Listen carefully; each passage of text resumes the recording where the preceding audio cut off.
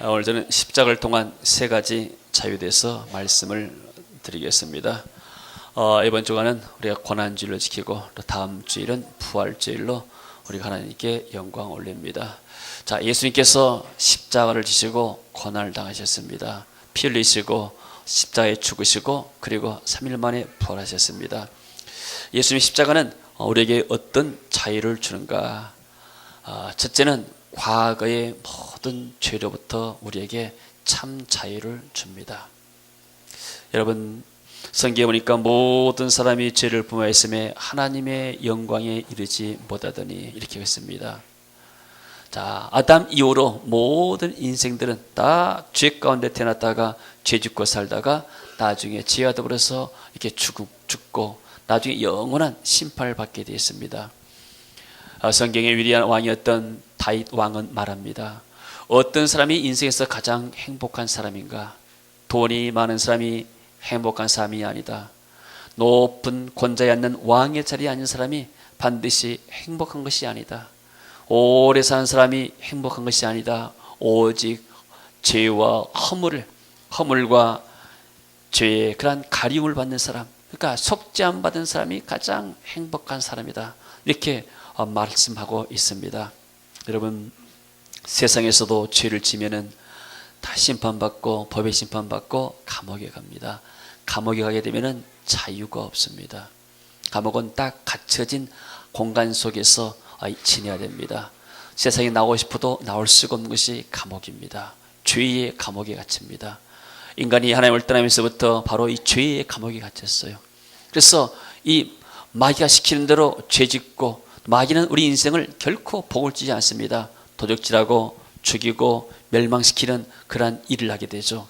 그래서 허물과 죄로 죽었던 너희를 살리셨도다. 오늘 1절에서 말씀하겠죠. 여기서 죽었던 말은 단순히 신체적인 죽음만을 말하지 않습니다. 육체 죽음뿐만 아니라 여기서는 영적인 죽음을 말합니다.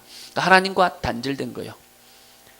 수도물이 공급이 중단되어 버리면 단수됐다고 그러잖아요.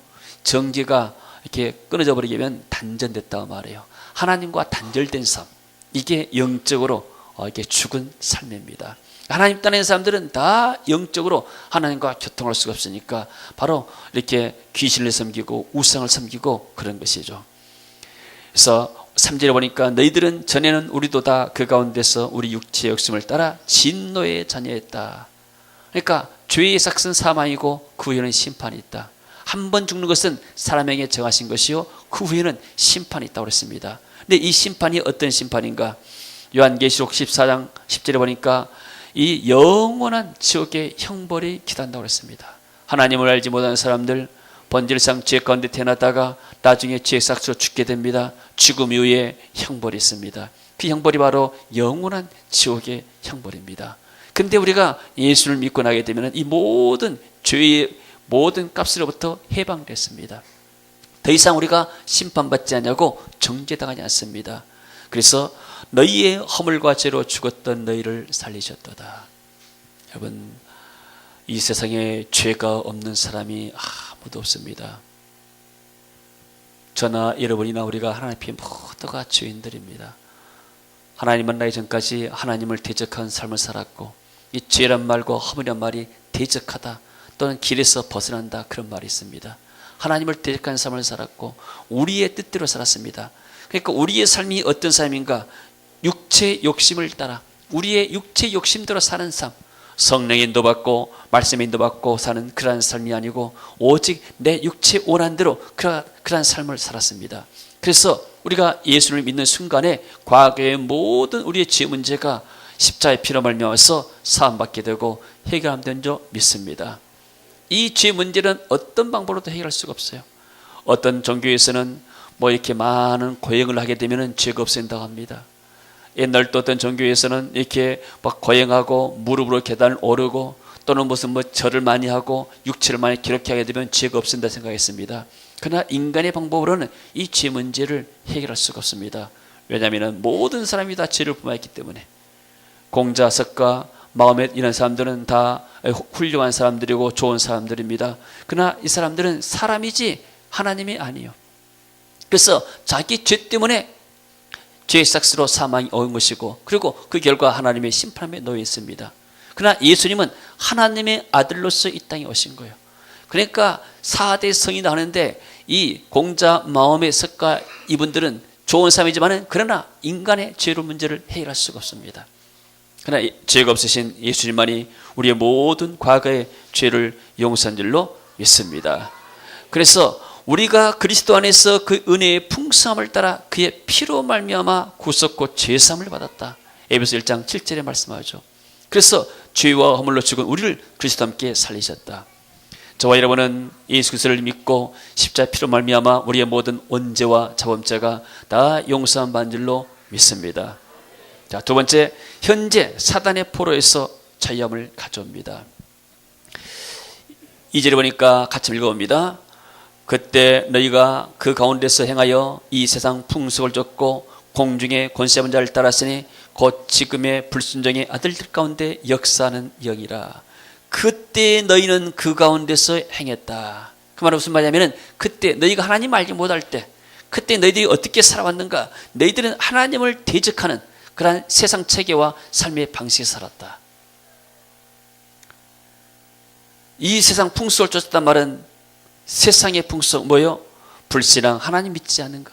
시편 14편 1절에 보니까 어리석은 사람은 그 마음에 이르기를 하나님이 없다도다. 하나님이 없다는 사상 속에 살아온 거예요. 그러니까 연고다, 연고에서 뭐 사람들이 진화론을 말하고 그러잖아요.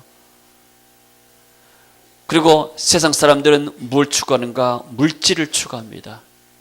여러분, 세상 사람들은 돈이 신이요.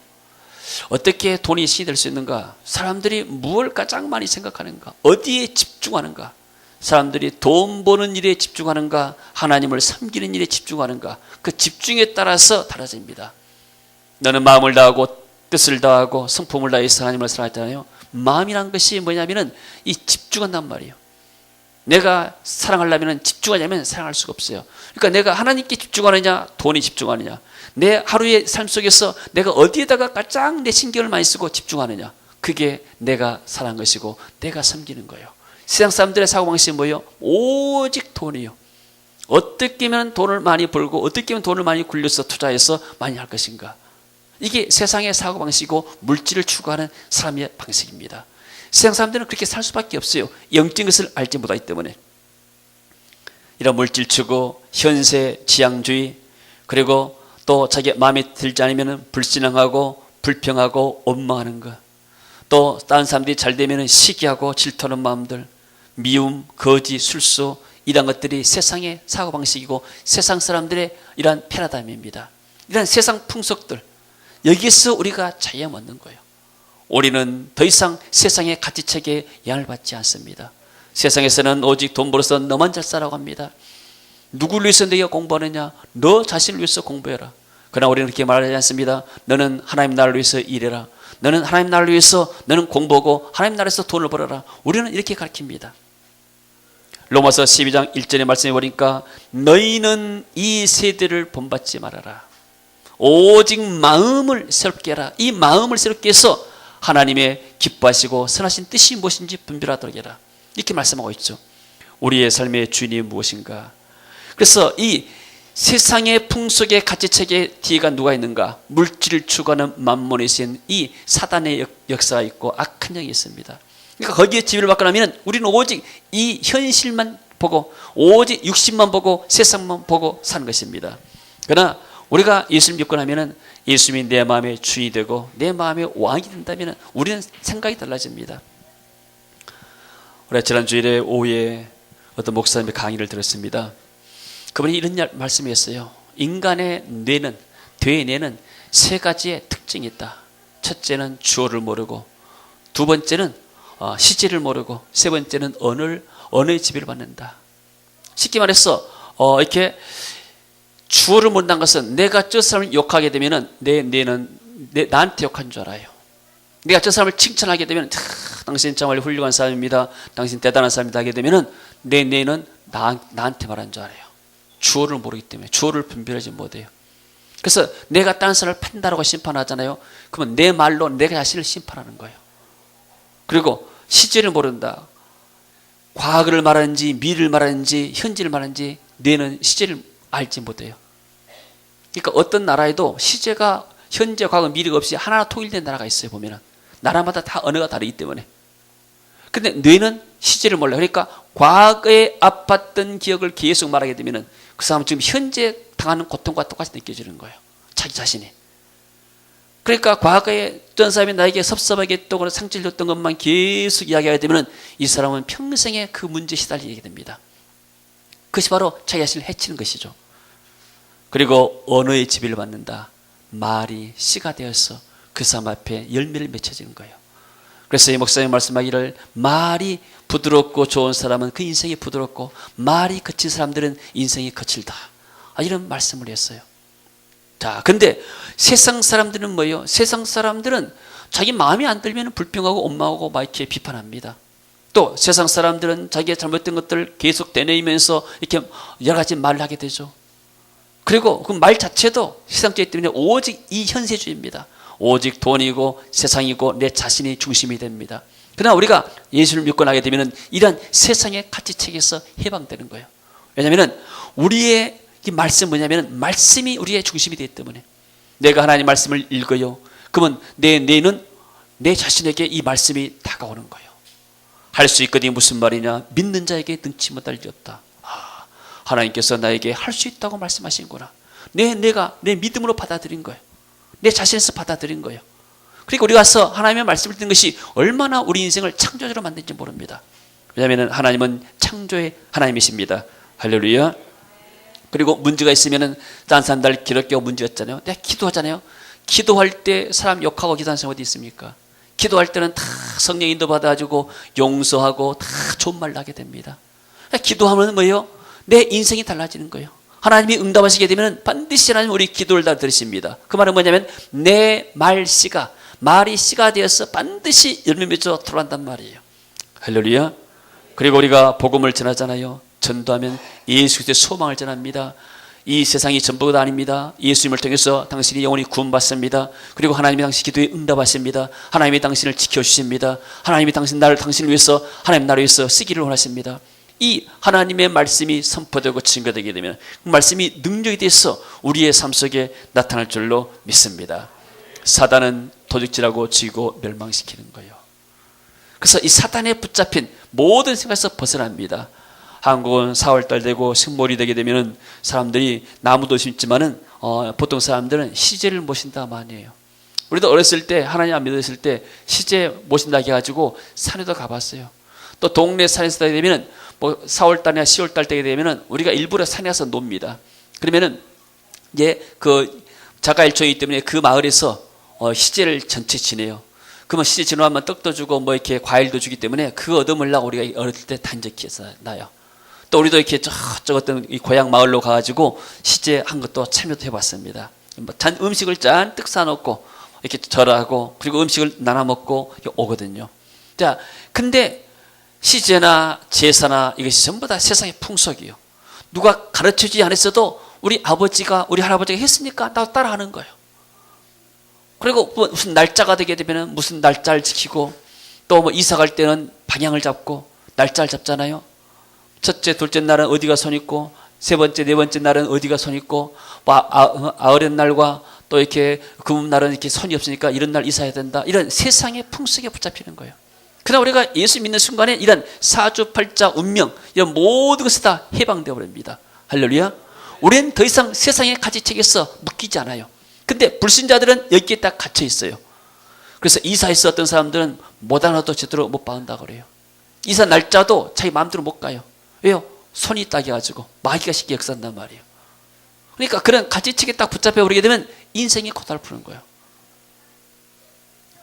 저도 어렸을 때 보게 되면은 우리 할머니가 이렇게 무슨 초하룻 날, 먼 날 되게 되면은 이렇게 떡도 하고 음식도 해가지고 길에다가 집 깔아놓고 거기다 음식을 막 나물이요 뭐 이거 다 하는 거 봤어요. 지나가면 개들이 먹기도 하고 또 안 먹은 것은 냄새나고 그 새마을운동이 아직 없애버렸는데 그것이 그런 것들이 뭐예요? 전부 다 세상 풍속이란 말이에요. 그러나 예수 믿고 나면 더 이상 이것이 얽매이잖아요. 불신자들은 결혼할 때도 마음대로 결혼 못합니다. 궁합 봐가지고 사주 내서 점쟁이나 어디 철학관 가가지고 궁합을 봅니다. 궁합이 잘 맞겠는가 안 맞겠는가. 그래서 아무리 좋아해도 궁 안 맞으면 안 하려고 그래요. 이게요, 세상의 가치관에 붙잡혔기 때문이에요. 그러나 우리는 예수님 안에서 말씀으로 새롭게 창조됩니다. 그리고 우리의 인생이라는 것은 하나님의 손에 있습니다. 하나님은 창조적인 능력이 있습니다. 그래서 우리가 기도하게 되면 하나님은 우리 앞에 새 길을 열 줄로 믿습니다. 우리는 운명에 붙잡힌 인생이 아니라 새로운 삶을 창조하고 개척해 나가는 그러한 은혜가 우리에게 있는 줄로 믿습니다. 할렐루야. 그리고 우리의 과거, 현재뿐만이 아니고 미래의 문제, 영원한 문제에서 해방됐습니다. 사람들은 죽을 때가 되면 궁금해합니다. 나는 죽고 나면 어디로 간 것일까? 죽고 나면 천국과 지옥이 있을까? 내 몸은 땅에 들어가는데 땅이 들어가서 흙이 되어버리는데 내 혼이 어디 갔는가? 옛날 사람들이 그러잖아요. 사람이 죽으면 혼이 나왔다 그래요. 혼이. 그리고 우리 시골에서 보게 되면 맨날 이렇게 산이 보여요. 밤에 보면 어떤 사람들이 그래요. 어떻게 도깨비도 보이고 혼도 누가 혼이 막 나갔다고 그래요. 혼이 나가 죽은 거예요, 이게. 그렇잖아요. 그러면 그 혼불을 보고 나게 되면 반드시 그 마을에 누가 죽어 나가는 거예요. 그런 거 보고 나서 여러분, 인간의 영혼이 있는 거예요. 짐승은 죽으면 끝나지만 인간의 영혼은 위로 올라간다고 그랬어요. 왜요? 인간의 이 영혼은 하나님이 창조했기 때문에요. 할렐루야. 그래서 인간이 육신적으로 밥만 잘 먹는다고 해서 행복하잖아요.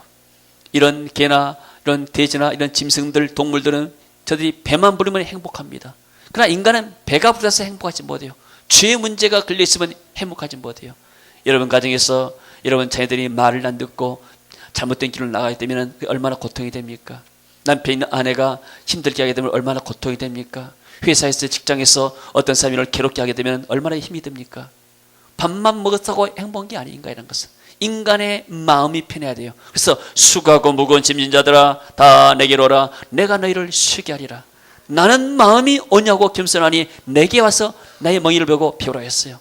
우리 주님 안에만이 참된 안식이 있습니다. 우리 주님 안에만이 참된 평안이 있는 줄로 믿습니다. 할렐루야. 그래서 우리가 한 번 죽고 나면 심판이 있지만 그러나 죄에 대한 심판은 예수 그리스도 십자가를 통해서 우리가 다 용서받았기 때문에 죄 심판 받지 않습니다. 그러나 우리에게 영원한 하늘나라의 상급의 심판이 있는 거예요. 여러분, 똑같이 예수님을 믿었지만 상은 다 다른 거예요. 똑같이 다 입학했지만 그러나 저울 때 보게 되면 상 받는 사람이 다 달라요. 그렇잖아요. 모든 사람이 100명 똑같은 상을 주지 않아요. 반드시 거기에 어떤 차별성이 있어요. 성경은 말합니다. 우리가 죽고 나면은 장차 하늘의 스타처럼 많은 상들이 있을 것이다. 어떤 사람은 해와 같은 큰 영광의 상이 있을 것이다. 어떤 사람은 달과 같은 큰 영광의 상이 있을 것이다. 어떤 사람은 큰 별, 작은 별처럼 각각 다 상이 다르다고 그랬습니다. 근데 우리에게는 천국에 대한 소망이 있고 그리고 하늘나라의 상급을 보면서 일하셨다는 사실이요. 할렐루야. 빌립보서 3장 20절에 보게 되면 우리의 시민권은 하늘에 있다. 오늘 2장 6절에도 보게 되면 또 함께 일으키사 그리스도 예수 안에서 함께 하늘에 앉으시니 예수님 십자가에 죽으시고 예수님이 부활하셨어요. 그리고 하늘 보좌에 앉으셨잖아요. 그 예수님이 보좌에 앉으실 때 이미 우리 이름도 그 보좌 앞에, 보좌 우편에 주님 안에 있단 말이에요. 함께 일으키사 그랬어요. 그러니까 하나님이 에베소 1장에 보니까 창세전에 1장 4절에 보니까 창세전에 그리스도 안에서 너를 택했다. 그리고 그리스도 안에서 우리에게 자비하심으로써 이렇게 하나님의 사랑을 나타냈다. 그리고 그리스도 예수 안에서 우리가 하늘에 함께 앉았다. 예수님 안에서 구원받고 예수님 안에서 우리가 천국 가고 예수님 안에서 우리가 이 땅에서 승리할 수 있는 권리를 준 줄로 믿습니다. 할렐루야. 자, 우리 그리스도인의 삶의 목적지는 어디입니까? 불신자는 죽으면 끝입니다.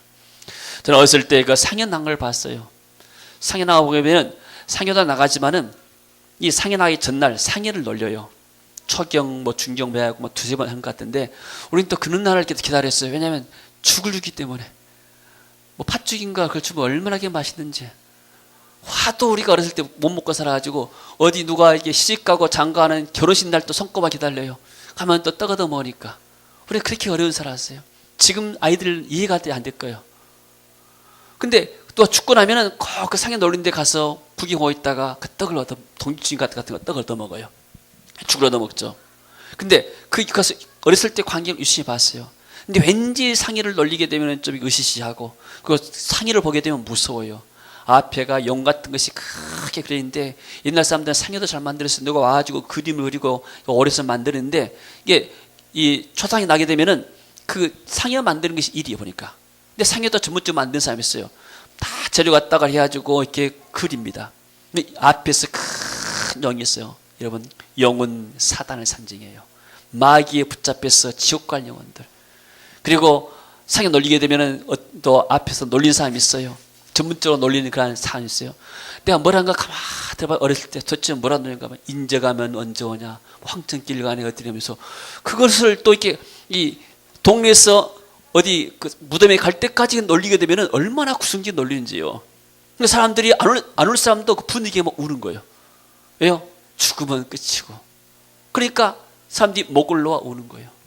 지옥 가니까 마귀에 끌려가지고, 그 상이 앞에 있는 큰 용에 마귀에 끌려가지고 지옥 가니까 안 올 수가 없는 거예요. 그래서 우리가 이런 영락공원 같은 데 가면 그러잖아요. 예수 믿는 사람들은 천국에 소망이 있습니다. 그래서 찬송하고 기도하고 마음이 평안한 가운데서 우리가 보내드리죠.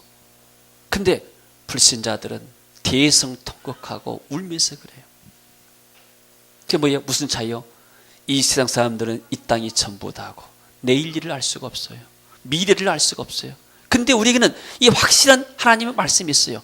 우리가 그리스도와 함께 이미 안에 있을 때 우리는 하늘에 앉힌, 우리는 하늘의 백성들이다. 할렐루야. 우리의 시민권은 하늘에 있습니다. 할렐루야. 이렇게 선교사님들이 이렇게 선교 활동하면서 가장 어려운 것이 비자입니다. 그러면 다 나라마다 비자를 얻는 조건이 달라요. 그리고 이제 좀 까다로운 나라일수록, 공산권이나 이슬람권이나 이런 나라일수록 비자 얻기가 어려워요. 그러니까 어떤 데는 3개월 비자밖에 안 줍니다. 그러면 선교사님들이 갔다가 3개월에 다시 나와야 돼요. 나왔다가 들어가니까 비용도 있고 얼마나 번거롭습니까? 그래서 어떤 선교사님들은 아예 거기서 이제 뼈를 묻으려고 그 나라 국적을 취득하려는 그런 선교사님들이 계셔요. 근데 국적 취득하면 또 돈이 많이 들어요. 또 자격도 있고 조건도 있게 되고, 그 나라의 국적 취득하는 것이 얼마나 어려운지. 많은 사람들이 미국 가서 공부하고 미국 가서 이민 가는데 미국 시민권을 얻어야 되잖아요. 시민권 얻기가 쉽지가 않아요. 마찬가지로 지금 동남아 쪽에서 다른 나라에서 우리나라 취업 오잖아요. 불법 취업자들도 많습니다. 근데 한국 와가지고 합법적으로 이렇게 시민권 얻어가지고 국적 얻어가지고 일하게 되면 정정당당하잖아요. 임금을 뗄 일도 없습니다. 근데 국적이 없고 불법하게 되면 일을 시켜놔서도 돈을 안 줘도 하소연을 못해요. 왜요? 자기가 불법하기 때문에. 그러면 자기가 고발하면 바로 추방되기 때문에 어디다 법에 하소연할 수가 없는 거예요. 마찬가지입니다. 이 하나님만 모르는 사람들은 이 세상에서 천국의 불법 체류자들이에요. 마지막 때 전부 다 천국에서 쫓겨날 사람들이란 말이에요. 하나님 나라에서는 이 사람들은 입국 자체가 안 되는 거예요. 그러나 우리는 예수님을 믿고 합법적으로 다 이렇게 시민권을 얻은 사람들이에요. 할렐루야. 어디 종교처럼 죽으면 가봐야 된다? 아니요. 성경의 말씀에 이미 다 해놨어요. 우리가 하나님의 백성을 어떻게 합니까? 내적인 증거 뭡니까? 내가 예수를 영접할 때 성령께서 내 마음에 오시는 거예요. 요한복음 14장 16절에 보니까 성령께서 영원히 내 안에 거하신다고 그랬어요. 할렐루야. 이 성령께서는 한 번 오시게 되면 내가 배반하지 않는 한 떠나지 않아요. 사람들은 만났다가 헤어지도 하지만은 이 성령님은 내가 배반하지 않는 한 나와 계속해서 함께 하십니다. 이 성령께서 내 삶을 인도하십니다. 할렐루야. 그렇기 때문에 내적인 증거, 그리고 내가 예수 믿고 나니까 내 안에 찬송이 나와요. 옛날에는 근심이 나오고 염려가 나옵니다. 한숨이 나옵니다. 근데 내 입술에서는 이제 하나님을 찬양하는 찬양이 나와요. 나 같은 죄이 살리시 죄인의 놀라워 잃었던 생명 찾았고 광명으로 얻었네. 할렐루야. 아멘. 우리의 과거에 내가 죄인이고 죽을 수밖에 없었지만은 그 주님의 은혜로, 하나님의 은혜로 내가 천국 백성이 됐다는 것이 얼마나 감사합니까? 그래서 내 내적인 증거, 내 입술에서 찬송이 나오고 감사가 나오는 거. 내가 하나님의 자유한 증거요. 또 외적인 증거, 성경 말씀이요. 주 예수를 믿으라. 그러면 너와 내 집이 구원을 얻으리라. 영접하는 자 곧 그 이름 믿는 자에게 하나님의 자녀가 된 권세를 주었다. 내가 예수님을 내 구주로 받아들이고 영접할 때 내가 하나님의 자녀가 되었단 말이에요. 할렐루야. 내가 너에게 영생을 준다고 그랬습니다. 예수님을 영접하게 되면 우리 안에 영원한 생명이 있는 줄로 믿습니다. 그래서 내가 하나님의 자녀인 증거예요. 자, 우리 자녀들이 우리 부모님이 과연 나를 낳았을까? 그렇게 생각할 수 있잖아요. 한 번씩 어렸을 때는 하도 그런 말 많이 들었어요. 너는 뭐 다리 밑에서 주웠다. 저 어디 뭐 똑다리 밑에서 주웠다. 막 그런 말 많이 했어요. 그러니까 어떨 때는 이 좀 생각이 좀 이렇게 심란할 때는 정말 내가 어디서 주웠을까? 나는 우리 부모가 낳지 않았을까? 생각할 수 있어요. 근데 내가 우리 부모 자녀라는 것을 어떻게 알아요? 내가 부모를 닮았다는 거예요. 얼굴이랄지 모든 이렇게 형태랄지 이런 것들이 보니까 엄마도 닮고 아빠도 닮았어요. 그러면 내가 하나님 자녀잖아요. 그리고 두 번째는 호적에, 동사무소 가게 되면 호적에 누구는 누구의 자녀다. 부모가 누구 나오잖아요. 내가 하나님을 닮아가는 것, 찬송이 나오고 기쁨이 나오고 은혜가 나오는 것, 이것이 뭐요? 하나님의 자녀 증거요. 또 하나는 뭐요? 성경이 이 마치 동사무소에 있는 호적 초본처럼, 호적 등본처럼 이 성경에 보니까 내가 하나님의 자녀라고 말씀을 증거하고 있어요. 할렐루야. 이 구원의 확신에서 흔들리게 되면 우리는 신앙생활이 흔들흔들합니다. 마귀가 구원의 확신 없는 사람들을 흔드는 거예요. 그래서 내가 하나님의 자녀다. 예, 나는 예수님을 구주로 영접했기 때문에, 예수님께서 십자가에 못 박혀 죽으셨기 때문에 그 피가 나를 구원했다. 이스라엘 민족들은 유월절을 지켰습니다. 애굽에서 400년 동안 종살이 했어요. 근데 400년하고 종살 때 어떻게 해서 마지막에 나왔는가? 유월절 어린 양을 잡았어요. 그리고 피를 문설주다 발랐습니다. 그리고 그 고기를 먹었어요. 우리가 오늘 이제 성찬의식을 하는데, 성찬의식은 유월절 어린 양으로 오신 예수님의 피와 살을 먹고 마시는 거예요. 유월절에 그런 고기를 먹고 피를 문지방에 바르는 그 집마다 다 구원받았어요. 오히려 애굽 사람들은 이 피가 없기 때문에 다 심판받았습니다. 장자들이 다 죽었어요. 그 가운데는 애굽 사람 가운데 착한 인한 사람도 많이 있었을 것이요. 애굽의 나라를 위해서 큰 나라에 공을 세운 사람도 있어요. 또 공부를 많이 한 사람도 있고 돈이 많은 사람도 있어요. 아무 필요가 없는 거예요. 이스라엘 민족 가운데는 그 가운데 사기치고 도둑질한 사람도 있었을 것이요. 또 이웃과 싸웠던 사람도 있을 것이요. 그러나 그 피 바른 집 안에 있을 때는 다 구원받았어요. 할렐루야. 우리가 그리스도 예수 안에서 우리가 하나가 될 때, 우리가 그리스도 예수 안에서 우리가 한 가족이 될 때 우리는 그 안에서 구원을 받는 거예요. 그러니까 예수 십자가의 피를 통해서 구원받는 거예요. 물론 우리 가운데는 여러 가지 하나님 앞에서 죄진 것도 있을 것이고 바르지 못한 것도 있을 것입니다. 그러나 주님께서 우리가 회개하고 돌아오게 되면 항상 우리를 용서하시고 다시 우리를 회복해 주시는 하나님이십니다. 할렐루야. 여러분, 이 세상은 우리의 최종의 목적지가 아닙니다. 잠시 거쳐가는 이 터미널에 불과해요. 따라합시다. 이 세상은 잠시 거쳐가는 터미널이다. 터미널에다 집 짓고 영원하게 걷다 살 사람 없는 거예요.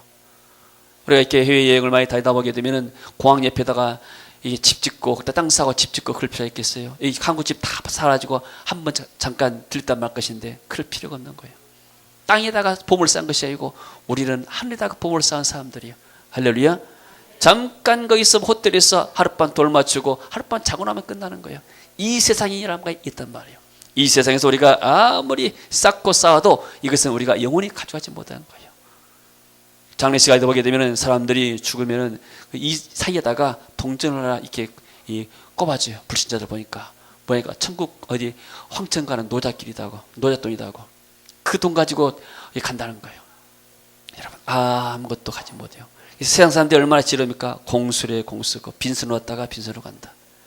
세상이 우리의 영원한 종착지가 아닙니다. 우리의 영원한 집이 아닙니다. 잠깐 지나가는 터미널에 불과해요. 정유지에 불과하는 거예요. 우리는 영원한 천국을 향해서 가는, 저 천성에서 가는 우리의 천국의 나그네들이요. 할렐루야. 이 세상은 나그네 길이고 행인과 나그네 같은 너희들을 권한다고 베드로가 말하잖아요.